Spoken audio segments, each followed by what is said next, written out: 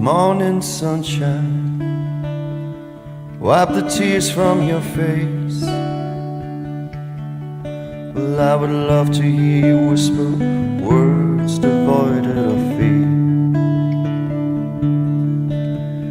Write it in neon, write it on the walls, and just keep on smiling. Too late in the day for us to start crying. Write it in neon, write it on the walls, and just keep on smiling.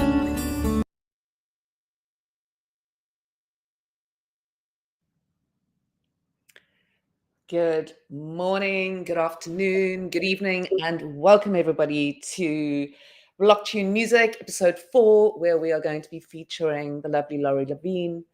I'm your host, Good Kitty. I'm the founder of BlockTune Music, and today I am going to be chatting to Laurie, who is one of the incredible artists on the album When Walls Break, which is coming to Stax in November.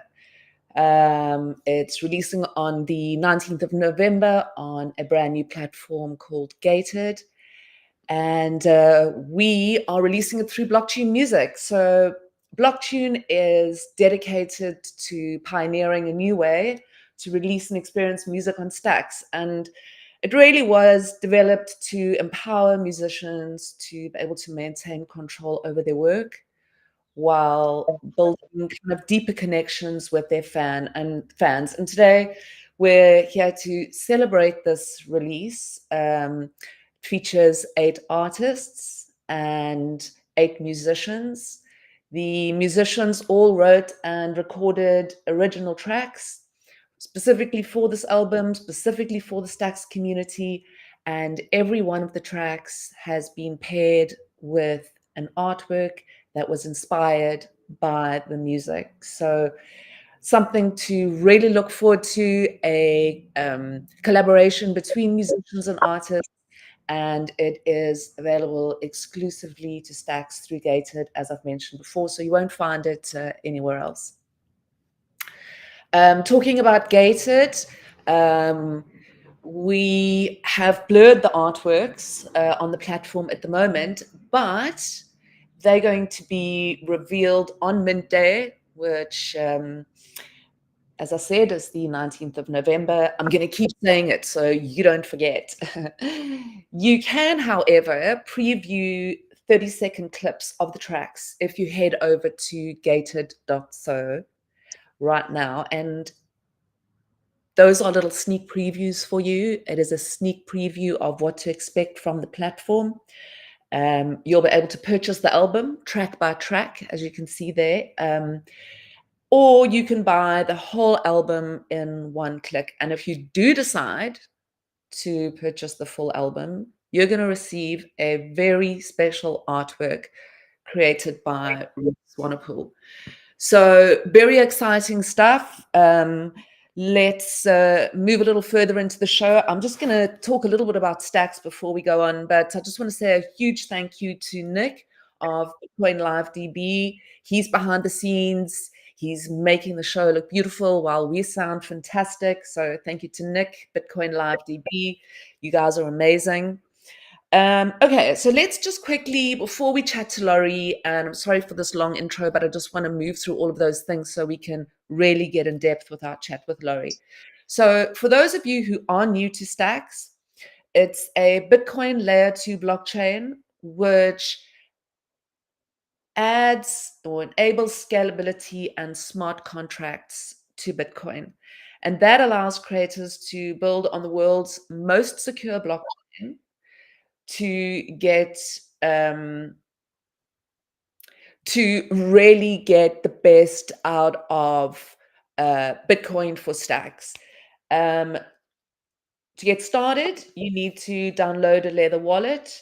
You use the link in the description below, and you load your wallet with some STX to purchase the tracks. And if you do have any questions, contact details are on the Good Kitty website, and the link for that is also in the description below. if you'd like to find out more about Stax and purchase the album. So that's your leather wallet. That is not my leather wallet. I do not have $40,000 in my wallet.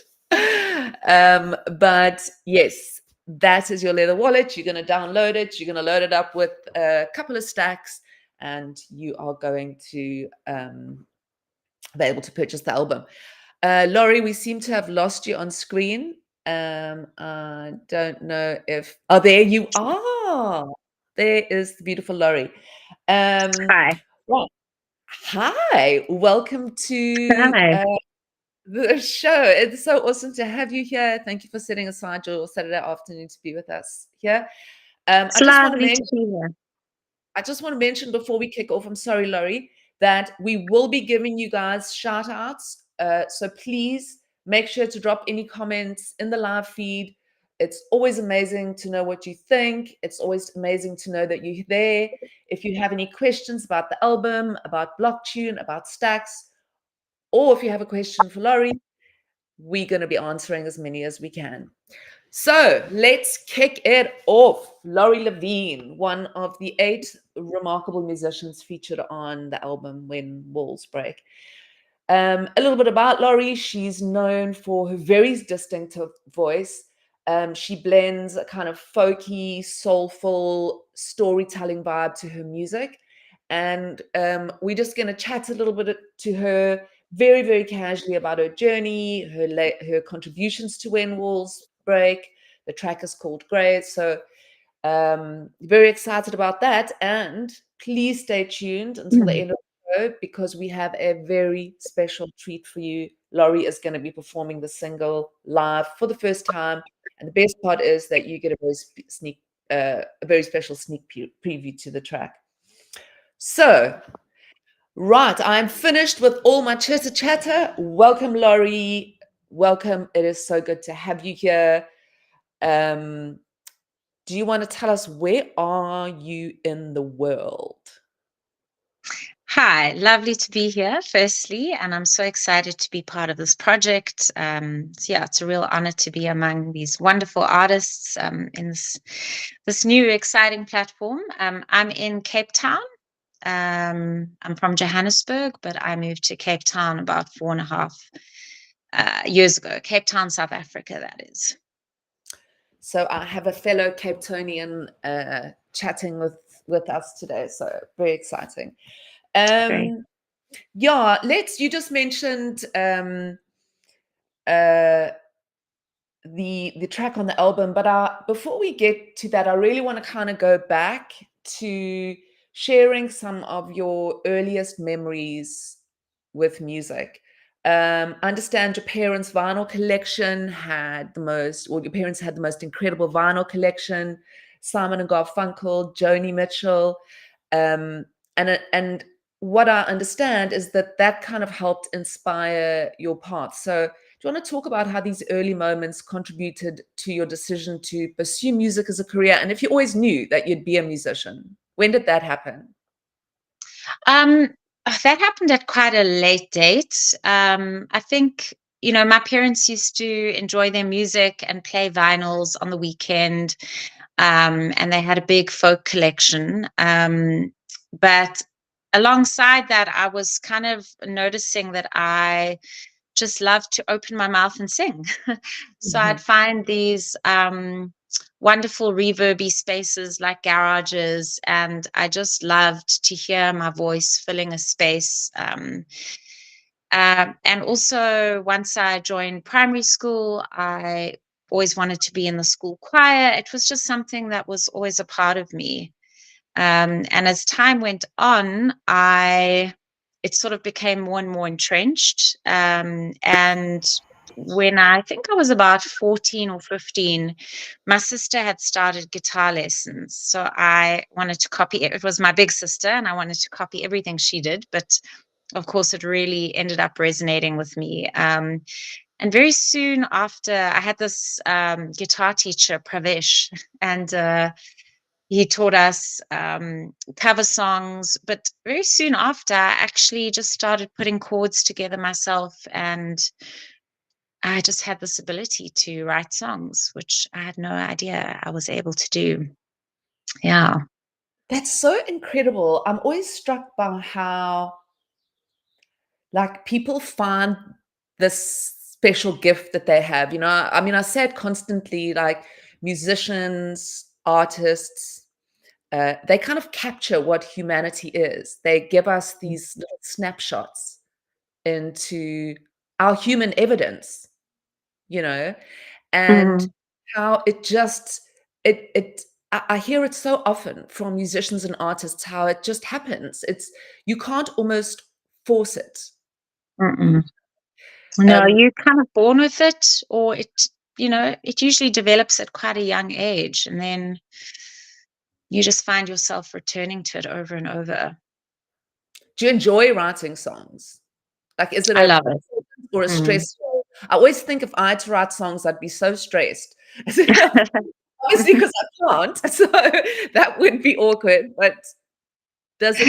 I mean, I find it's quite I often have quite a bit of resistance to it because it's not always easy.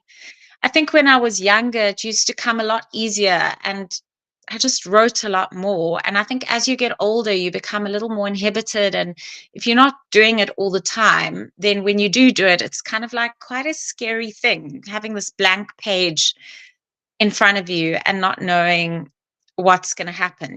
So I think it's part, but then when it starts coming together and you actually writing it, it's really, really satisfying. So it's kind of part uh you kind of dealing with a lot of fear, but then the rewards of finding your way through that fear. It's so true that because I I write. I mean, that's my kind of thing, like flash fiction. Mm. I love writing, and I've loved writing. I was 6 years old when I wrote my first short story, and I stayed Wow. together, and I gave it to my parents for Christmas. Um, then I went through that whole like teenage angst where you like scribble in your diary, and I don't know if you had that, where it was just like, writing dark poetry and like, and then, that just kind of happened, that almost conscious streaming or whatever it is they say that you should do when you write. And then I kind of would just write these short stories, hundreds of them. And Oh, now really? Wow. I sit and I stare at the paper, or well, not the paper anymore, the computer, my Mac, and I'm like, Yeah. every word I kind of edit as I go along. So exactly what Yeah. you said, a lot more inhibited.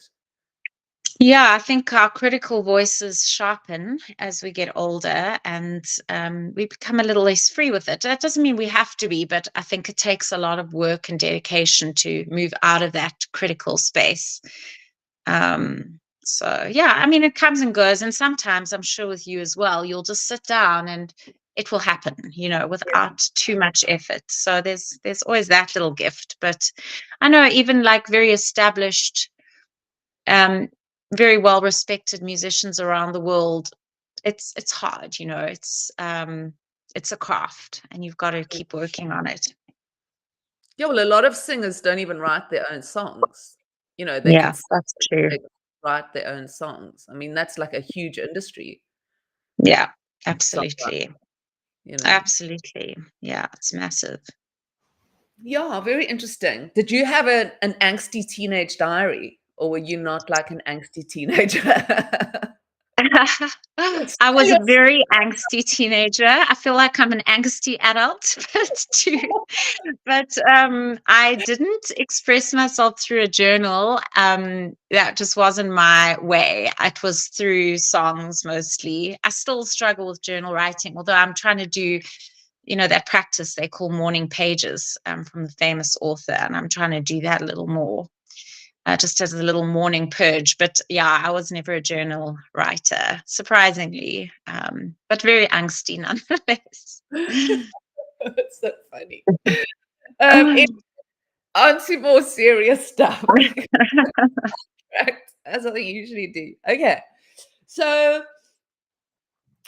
um, you've obviously had this a very diverse career, right? Starting off with your folks listening to their music, creating your own music, and then kind of performing both in South Africa and all over the world.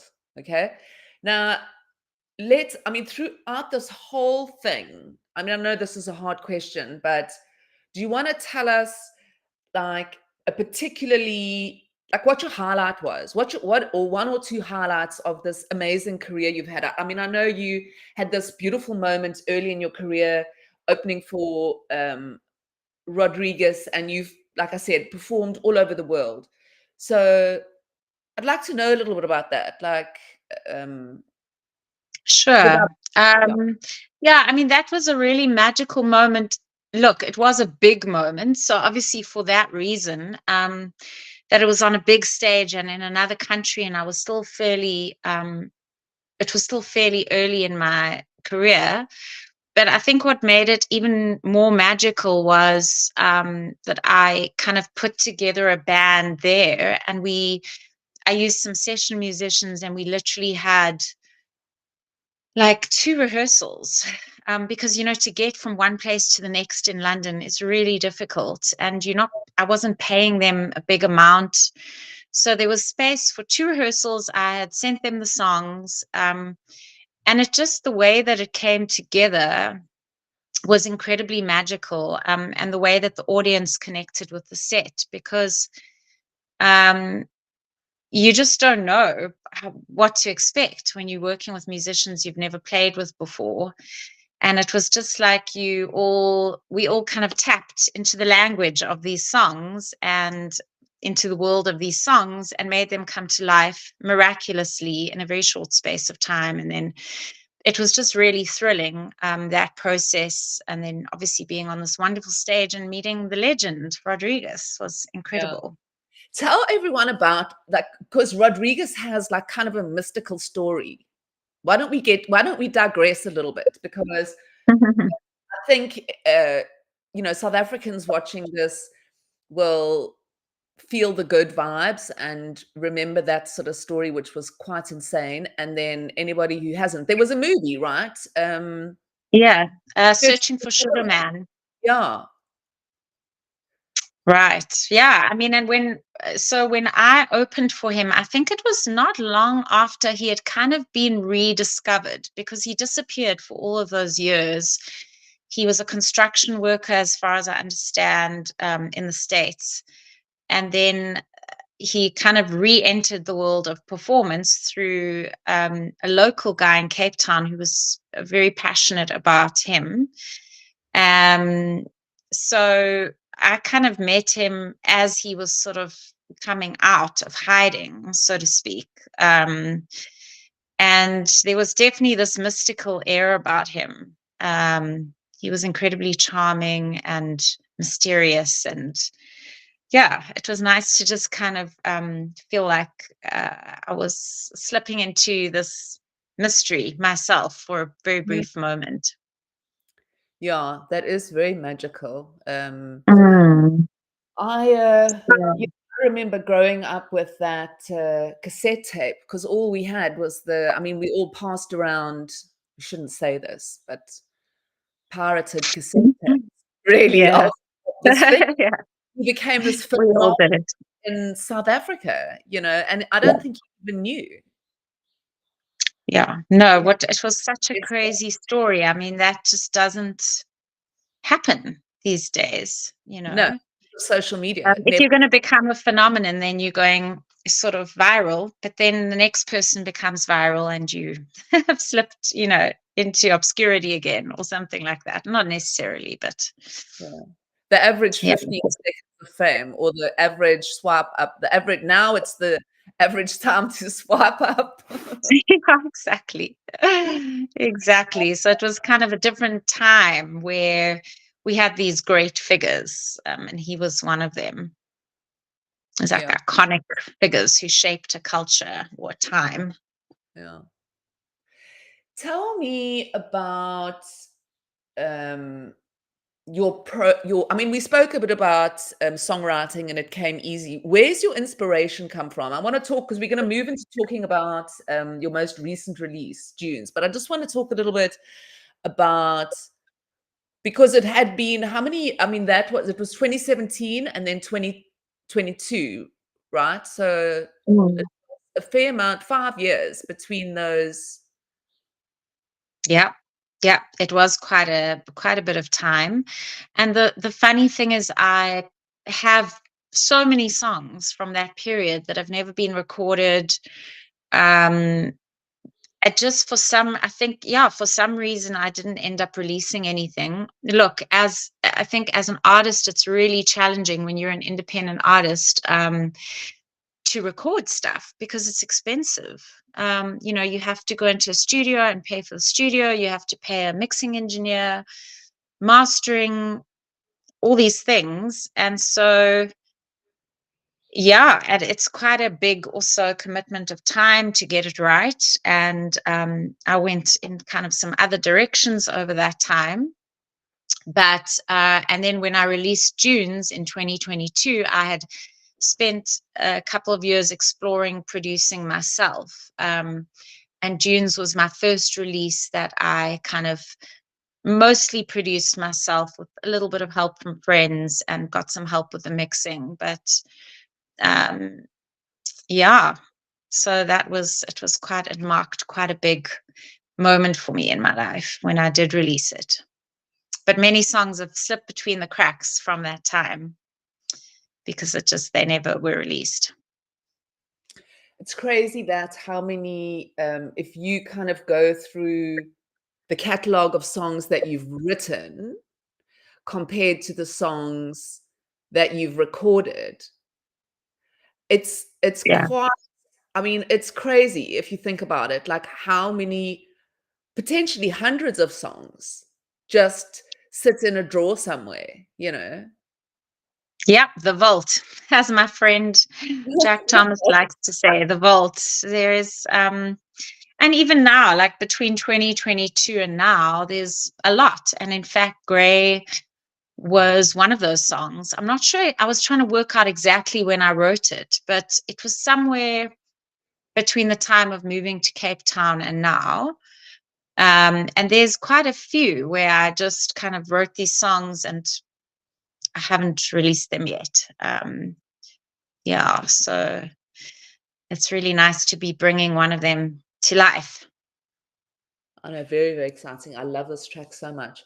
But before we talk Mhm. about Grey, I just want to talk about your EP Dunes. So I know, like before Dunes, it was kind of like a series of albums. And then when you got to Dunes, even though it was an EP, you released those tracks as singles leading up to the release of Dunes. Now, let's talk a little bit about, because you just touched on it now, one of the points I want to talk about, and that's cost. But let's talk about why you chose to go that route instead of releasing a full album. And I want to talk about the traditional ways of releasing music, how we used to do it on albums, record labels, all that sort of stuff. And then um, where artists now more and more are releasing singles, maybe EPs as well, partly because of the cost versus the return ratio that's been created through the streaming models, and also partly probably because of social media and how you need to keep producing content to keep yourself relevant. So let's talk about why you chose to do what you did with June. Was it partially because you kind of need to record a song and then pay it off, and then record a song and then pay it off and go that way? Or was it a different decision? And the It was reason a I different, that way, mm, sorry, is because I know mm, musicians who do it that way, yeah. who can't afford, if they don't have a record label saying, you know, here's a big advance, go and spend the money that you're never going to earn back before you make the album.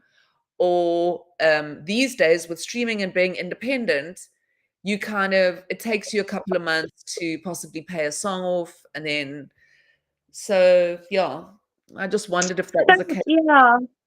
I mean, in my case, I was recording those myself and largely producing them myself and mixing them myself. So first, to answer about an EP, it took me really long because I was at the beginning of my learning curve. I mean, it still takes me long to make a song from start to finish. And so I did actually have more songs that could have made for a full album, but honestly, I would have released, it would have taken me way too long. So I just thought, I've never released an EP before. This was my first one. And I'm going to just not bite off more than I can chew. And then in terms of releasing singles, I had just been advised, and it went through like an indie record label, who basically sent it to all the different distributors. No, through one distributor, but to the different streaming sites. But in terms of like extending the life of a release, instead of just sort of putting it out there in one go, and then it's done, and there's like maybe hype for a week, you're now releasing it track by track, and you can really extend the lifespan of the hype and of the EP or the album, whatever it is you're dealing with. So you can get a lot more out of it from a exposure point of view if you releasing singles. So I released them one by one. And I think out of the 5 tracks, there were 4 with videos, and then the 5th one was released with the full album, full EP. Do you think this, extending the lifespan of something? Because I remember with, how albums used to have like maybe 3 good songs on them, you had to have when the record label when in the record label days, they would make sure you had at least 3 strong songs, and then Yeah, there would be a bunch of album songs, like fillers. But you can't right. do that anymore because you need the content. So you kind of almost are forced to, and that's maybe also why you got to write so many songs, because it's not like you can write one and say, well, I kind of like this, I'd like to put it on my album. They all have to be solid content to go out there and keep your fans satisfied. This beast that you've got to constantly feed, that is social media. Whereas in the past, you'd have those, you'd release the album, you would get a press agent, they'd write some they'd write some press releases, would go out to the Yeah, magazines, the newspapers. Whereas now it's just relentless. So, and then people would go buy the album. Whereas now also people are making playlists. So it's changed so much. it really has. It really Yeah. has. I mean, I think when it comes to, the traditional model of having like 3 strong singles or whatever it is, my attitude with releasing singles for streaming is a little different to what it used to be, because, well, I never really wrote like hits, because I was more like in the folk genre. It wasn't the same as kind of trying to churn out a pop hit that's going to go onto radio. It was a little more niche than that. And also like alt country, which is not huge in this country. So I never really had big singles to start off with, when I was doing more folky type of music. But then with streaming, I don't feel huge pressure for the songs to be like catchy or big. I think what I feel is like, if I'm going to release something as a single, it must be something that I love, that I, want people to hear. That's not necessarily like the strongest song, but maybe it's like the most emotionally moving song, or maybe it's the most currently relevant song. Do you know what I mean? Yeah, yeah. So it's like got a different angle. I've got a different angle on that in a way. Mm, mm. Um, yeah, this is such a story. I mean, I love talking about this because it's partially why we're looking for a new solution as well. Mm. Traditional, we kind of music has moved through so many iterations, how Yeah. we consume it, how we distribute it, how we create it, over the last not very long time. Tapes, vinyls, tapes, MP3s, streaming, and now blockchain. So yeah, let's talk about, I'm just trying to think. I mean, I don't want to go too much into that. I think let's move over to Gray. So you've written Gray, you've been writing songs. This is a song that you kind of have, you sort of preparing for a new release, right? Right. Yeah. What is it about? What is the song about? What inspired it? Let's go It's sort deep, Laurie. sorry. Let's go deep. Yeah, I kind of struggle sometimes to describe what my songs are about because they're quite abstract in a way, although this one less so. But this one was kind of about being in a gray zone with someone where it felt like things were really wishy-washy and I couldn't like grasp. I couldn't, and I was just wanting clarity. Um, And so it's sort of about navigating this really murky no man's land, and trying to find my way through, and sort of a plea to go like the chorus words are, I want black, I want white, I want red hot rage, the depths of blue sea, I'm drowning in gray. So it's sort of this feeling of like drowning in, yeah, something murky. And it sort of captures that emotional landscape.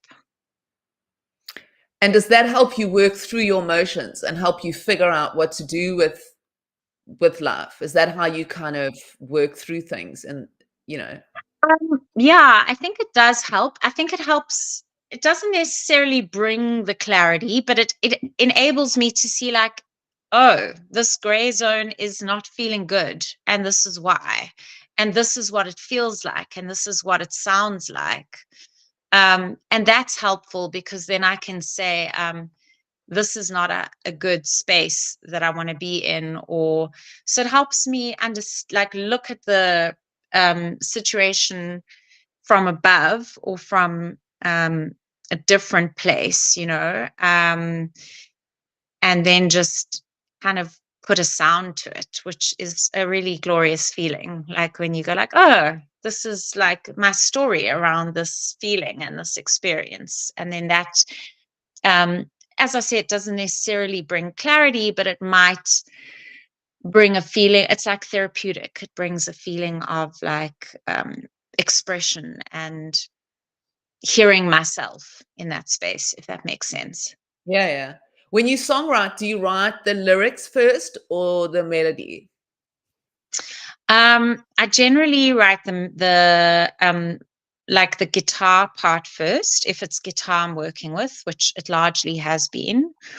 And then that will lead to a melody. I'll sort of start humming a melody, and then the lyrics usually come after. I've had a few instances where the lyrics have kind of like been there first, but it's really largely the other way around. That's amazing. And Yeah. so did you break up with the person that you were writing the song about? Yes, I Very important things to do with the album. did. Sorry. These are very important things to do with the album. Exactly. Listen, I have a whole album entitled Six Winters that is about a lot of it is about a breakup, actually a divorce. So that was quite a painful, big one to write, but also very, very cathartic. Do you feel sad if you do? Do you ever listen to your albums once you've recorded them? Not much, not much. I mean, no, I it's always kind of find it a with musicians strange. Yeah. that I mean, I was laughing with my husband is a musician, and I was talking to his agent, and he wanted to put a track on the album that my husband didn't want to put on. So I said to him, listen, just put the track on. He's never going to know. He's never listened to one of his albums once that was recorded. So he also doesn't listen to his albums. No. It's funny, because like when you're making it, you listen to it to death. And I'm sure you know that with his work. Like there's so many phases of making an album. There's the writing of the song, and then you're playing it over and over and over, and then you're producing it and doing many vocal takes and guitar takes or whatever it is. Then there's the mixing, and you listen to different iterations of the mix, and then there's the mastering. And by the end, you kind of like, you still love it, obviously, but that honeymoon phase is over by the end. Yeah. And you kind of like, you move on to new things. So for me to sit and listen to old work is, it just doesn't resonate necessarily anymore. And then I'm kind of more interested in like playing that new thing I'm working on. Yeah. It's kind of like you've birthed it and then it's done. But I mean, you still have to play the songs live. Do you find that your songs get better over the years that you play them live than when you first wrote them? Like, do they get more kind of? Because I found I think it's, sometimes sorry. I found that as well with my husband. Mhm. We go back and we listen. Sometimes I will do it to tease him, and I'll put on a song that I particularly know he didn't like when he didn't like the voice or he didn't like, and then I'll put it on and giggle at him because it's gotten so much better now that it's been played so many years live. Yeah, it makes a lot of sense. And it also like transforms into something else. It like takes on a different life. And then also depending on who you're playing it with, because I've played with quite a few different musicians as a duo. So if I'm playing it with another guitarist or playing it with a keyboard player, it's kind of different every time. And sometimes it's better in that form, sometimes less so. But I definitely think like it somehow grows stronger. It does. It's like grows roots or something. Do you like playing live? I do. I think I have suffered from a bit of stage fright in the past. Really? Yeah. I've sometimes struggled with it where I've been so nervous and it's kind of impacted my enjoyment of the performance. And But what I've realized, tell me about the first time you went on stage. Was the stage fright was that the worst stage fright? so scary. So scary. I don't know if it was the worst because there's been, some pretty harrowing moments. But I think what I've realized now in the last few years is that even if I'm experiencing stage fright, my audience, because I've been doing it for so long, no one really knows except maybe the people who are very close to me. And so it doesn't matter because no one actually knows what's going on for me, which is great. I've kind of learned how to hide it, and people kind of comment, "Oh, you look so comfortable on stage." I'm like, "Oh, really?" But yeah, it's certainly not there all the time. And when it's not there, it feels absolutely incredible. It's a wonderful feeling to perform. It's really can be transcendent. You can go to places that nothing else in your life can take you to, and it's incredible. Really? Yeah. It's a very spiritual, sacred, connected space. I feel like you're very connected. Well, I can get very connected with myself and then feel very connected with the people who are listening. So it's really unlike anything. Nothing really tops it for me when it's feeling good. Yeah. And when you have bad shows, because I mean, there's always bad shows, right? The show might not necessarily be bad, but something is wrong for you. The sound is wrong. The musician is irritating you, not getting it right. The audience Yeah. is a bit flat. There's so many things or variables that can make a show And what is that like?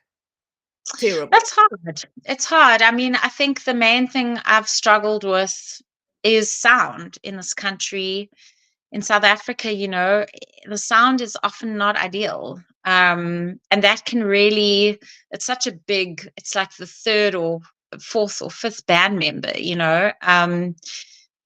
And so when that is off, or if you're in a venue that doesn't suit your music. So for me, my music does very well in intimate spaces where people are listening. Whereas if I go and put myself in a bar, it's not going to be a nice experience for me. So what I've learned is to not do those, really. I try and be very conscious of curating shows that are going to make me feel good, because otherwise there's no point for me. Mm. It has to boost me, and it has to leave me feeling, look, you can't control it all the time though, so you take the good with the bad. Mm. Yeah. Now, let's move on, I think, to this kind of, are you independent or are you with a small label? Like, how do you I'm release? independent. Well, my Okay. last EP Junes was with a small label called The Good Times. Yeah. But I am currently independent and pretty much plan to stay that way. Why? There is so little money to be made from streaming and from the current models of releasing music that paying a label to literally do something that you can do yourself in an hour, you can go and submit your music through CD Baby or whatever distributor you choose. They would have to really be able to justify their percentage of the cut, which is big usually. And you've spent months and months and months making this music. You've written the songs. And if you're going to have a label, if I was talking to new artists, I would say like they would have to put a lot on the table. How good is their marketing? How big are their channels of marketing? How big is their social media presence, etc. So yeah, I mean, if you're a major artist, sure, it makes sense. The numbers are much bigger, but as a smaller independent artist, yeah, it just doesn't make financial sense. No, it doesn't. I mean, No. the model is, it's gotten progressively worse. If you Yeah. look back at the label days, artists still used to earn 8 to 10%, because the label would take 80 to Yeah. 90% in perpetuity of your recordings. I mean, Yeah. to get It's their right. services, that's blackmail. That's not a choice. No. That's, and that's robbery. It's in perpetuity. I mean, for things that haven't, I mean, it literally says there, for known media and any media in the future. It's like, Yeah, I mean, at least then they were maybe, depending on your deal, maybe they were covering some of your recording costs up front, or maybe they were paying for the printing of the CDs, or maybe they were sending it to radio for you. But these days it's like those things don't exist anymore, no, if you think about it, Laurie, you, with a label, okay, you can justify it because they had somebody going out looking for talent. So you knew that you were talented and you knew that you would achieve something if the Yeah. label agreed to a deal. They would Yeah. then print the CDs. Most often they'd print merch. Then they would distribute those CDs. Their job would be to get you, your singles on the what are those things called at the front of the aisles? Those, remember in the music shops where they Yeah. had, as you walked in, on one of those Yeah. cardboard boxes, Display units. Yeah. a display. So if you think about it, it wasn't just about pressing a button. No. And we know, because we have streamed music digitally, that it is pressing a button. It's Yeah. no more than a bit of typing, the song name, load the song, a few other bits and bobs, press. Boom. That's it. Look, these days there's the submitting to Spotify playlist things, but again, you can do that yourself. So unless the label is really connected with the people at Spotify and can guarantee that you're going to get onto many playlists, yeah, I just don't know. It Which they just also seems, can't do today because those are hmm? all algorithm based, so Yeah, it's only Apple, and Apple is not doing as well. So it's anyway, I was just talking to somebody the other day, a label guy, about that and saying, it's insane that artists earn less and there's less stuff to do. But yeah. anyway, let's not harp on about Mm. negative things. Let's talk about embracing blockchain. Okay. Um, you I contacted you and I said to you, I'm doing this crazy album on this blockchain called Stacks, and you agreed to come on board and do it. What made you decide to do it? Did you just think, okay, I'm going to have a bit of fun, I'm going to test this out, or are you actually looking for a new model that's I you think think? it's both. I think I was excited by this avenue that I mean, I'd heard about NFTs and it's something I've been aware of. I know very little about it, but it's a world that, I think it could be the future for music, or at least a big part of the future for music and for other art forms. So I was very excited to explore and just to see. Also to be among the artists who are part of this was really lovely. People I respect and admire. And then, yeah, with this idea that there's this potential alternative way of doing things and maybe making a bit of money for, as artists, we aren't paid to make songs most of the time. And so if we can find avenues to actually get remunerated for the work we do, then we can make more, which is what we all want. Mm. We want to be able to make music and to release it. So this potential of this different platform is great. Well, I want to congratulate you for creating your first Bitcoin wallet. You've done Thank it. you. You have Yeah, done I it. did it. Yeah. Yes. Okay, that's the first step. Now we're going to it's such fun. Okay, so now you've got your wallet. Now we are going to mint the album. We just need to get it mastered, which, as you know, Rogan's doing it. And then we're going to mint it a couple of days before the 19th. And we're going to sell it on this new platform that we're kind of just building to release this album. So who knows? Incredible. Yeah. Congrats to you. Amazing things We don't that it's you're like doing. a first, so we're all kind of doing firsts together, because I have released music on Gamma, which is the main marketplace on Stacks, but there were certain things, because there's so many royalties, because there's so many musicians on this album, I had to find a way where I could pay a whole bunch of people, all the artists and all the musicians, and Gamma Right. didn't have that in their so it was a case of like, oh dear, we need something built. And I was so lucky that this guy Gary Raja, who's amazing, and he just decided he's going to dive in with me and build it. So very exciting. But Amazing. yeah, Amazing. before we're gonna sort of start heading into a performance by you, which I'm so excited about. I haven't even been looking in the chat, to be honest with you. Let's say hi to some people before we do that. Okay, I haven't even been looking in here. Sorry. Gary's actually in the audience. Okay, so Gary says, good to see you both. Hi, Laurie. As I worked on Gated, I previewed each track, and your song is one of my favorites on the album. Very Ah, cool, yet nice. emotional, raw, and beautiful. Well, look at that. I couldn't have asked for a better intro into introducing your song.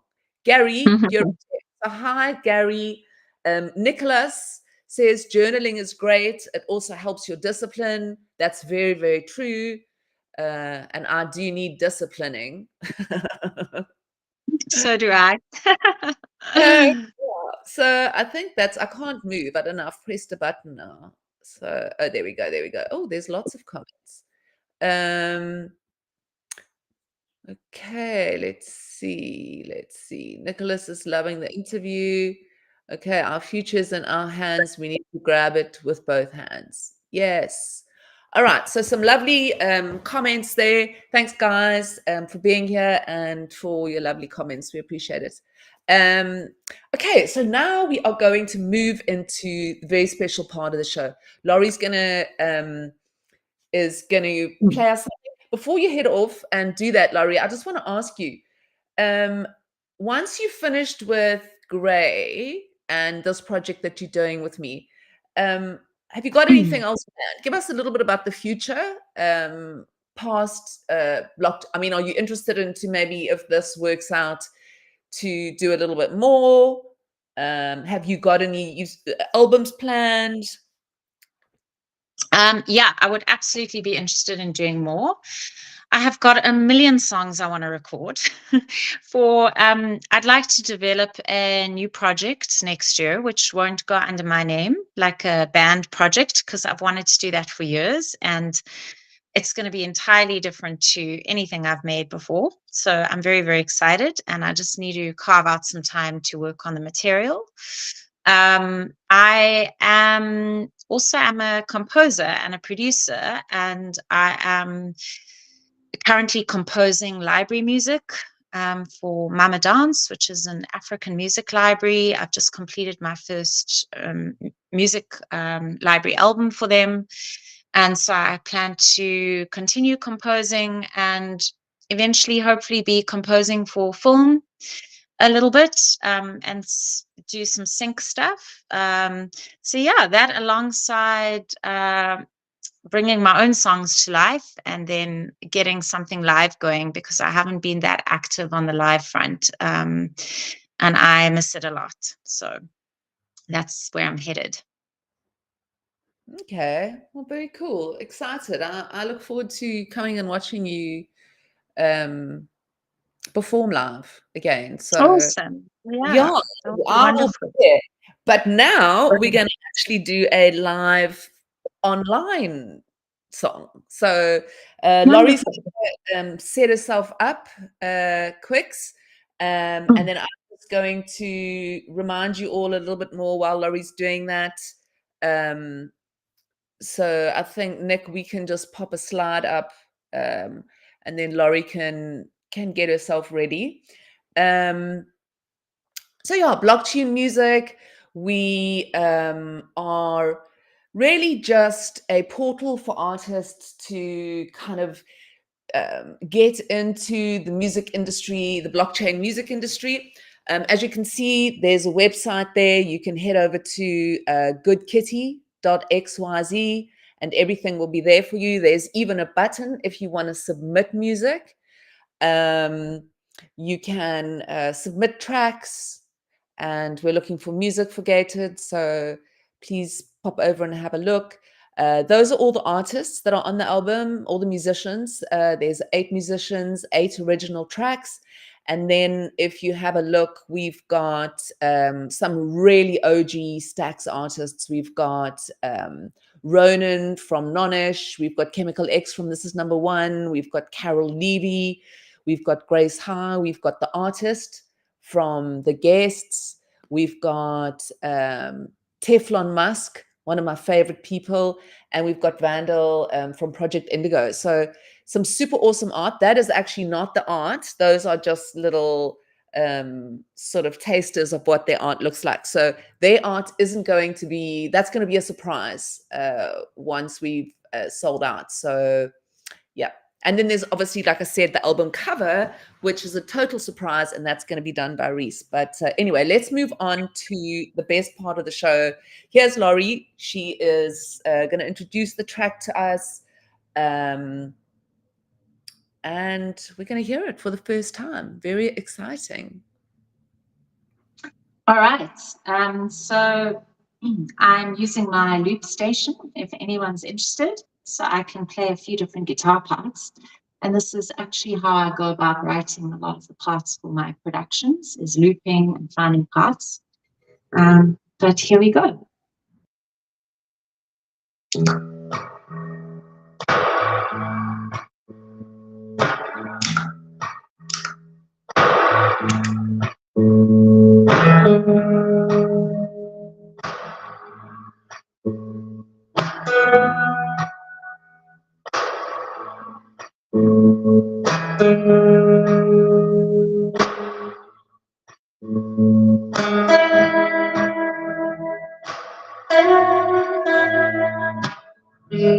We've slipped into gray,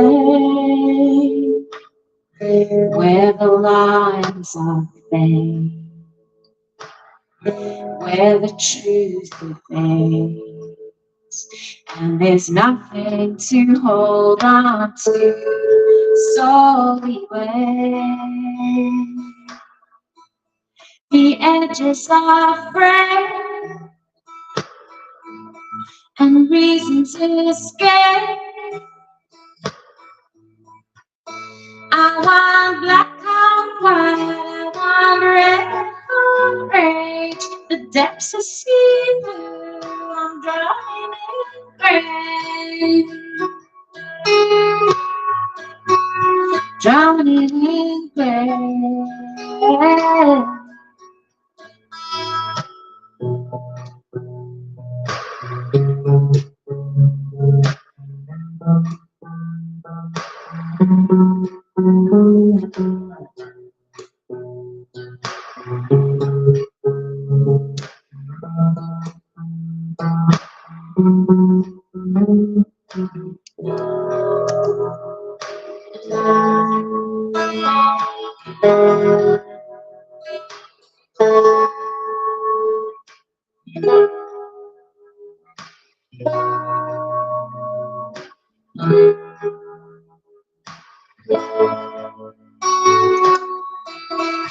We've lost our way under a veil of gray. No form, no air, no shade. Heavy under the weight of silence. And there's so much to say, but the words float away. I want black on white, I want red on rage. The depths are see-through, I'm drowning in gray. Drowning in gray.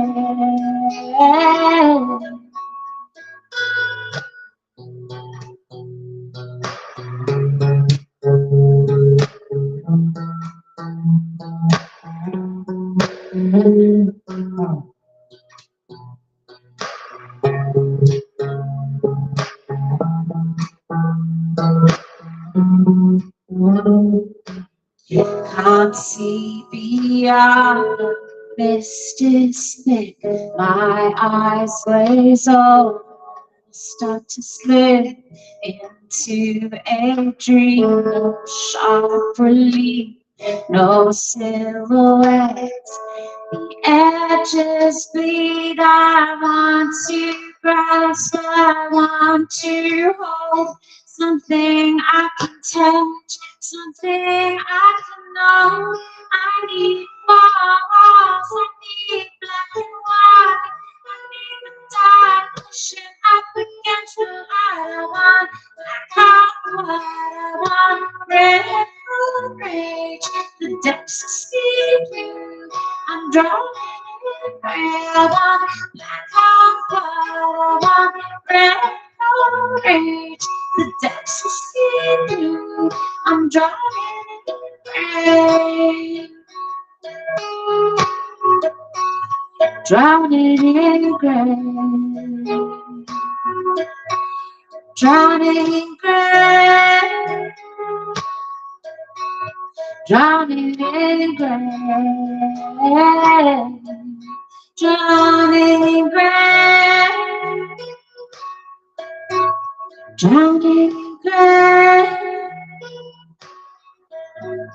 Drowning in grain.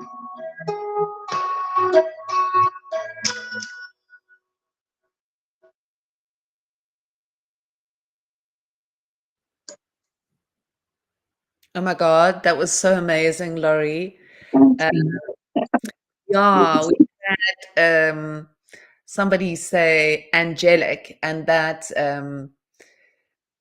it's exactly what it was. That song really hits home. Thank you. You I'm going to bring you closer. you can really hear the emotion that you were feeling when you both Mm. wrote it and performed it. You know, Thank you so much. yeah, Thanks. Yeah. yeah. I really love this song. I'm very excited that it's finally seeing the light of day. So Mm. yeah, it's gonna be Hopefully, great we'll get the to opportunity to do more together, to do more kinds of things like this, and do a whole album. absolutely. Um, Absolutely. I would love that. yeah. Yeah. I'm just hoping that the community supports it. We don't know because it's a first.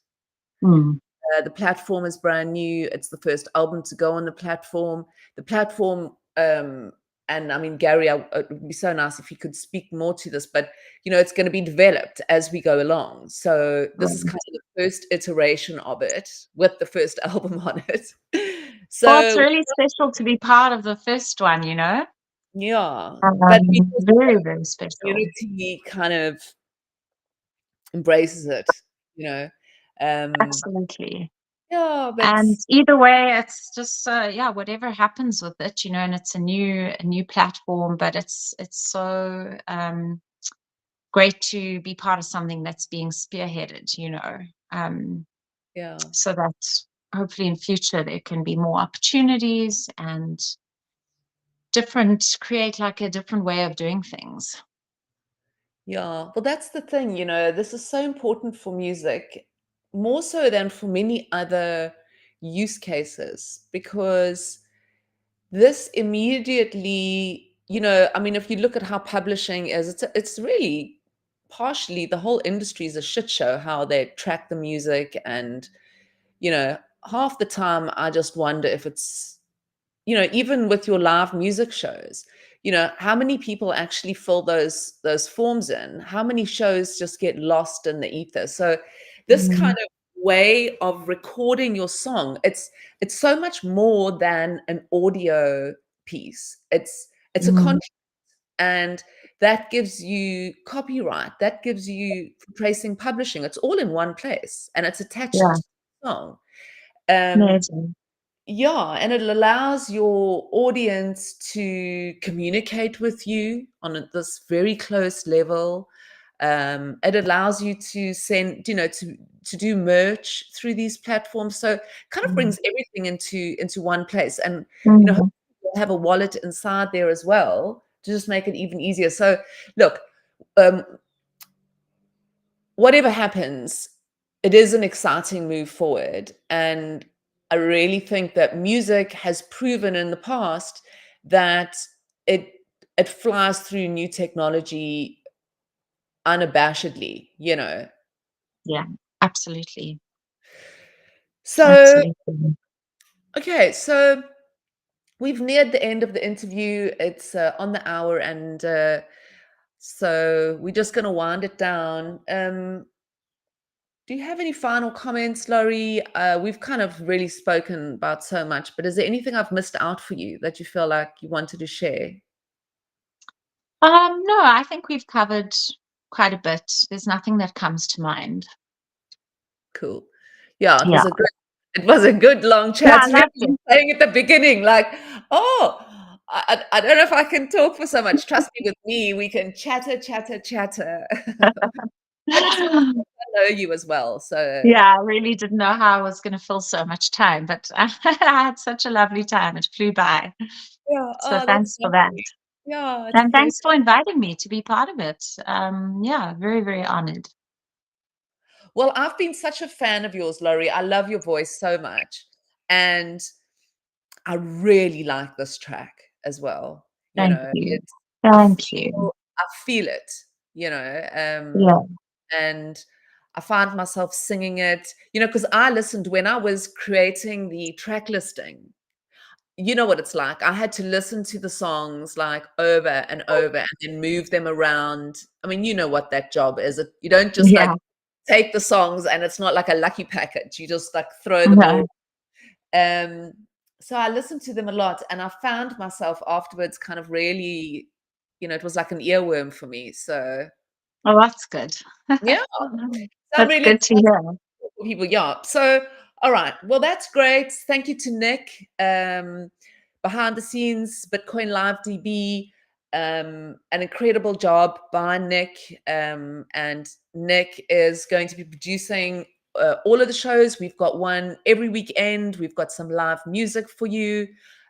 We've got a very relaxed interview. You can find out a little bit more just about music, about artists, how they work.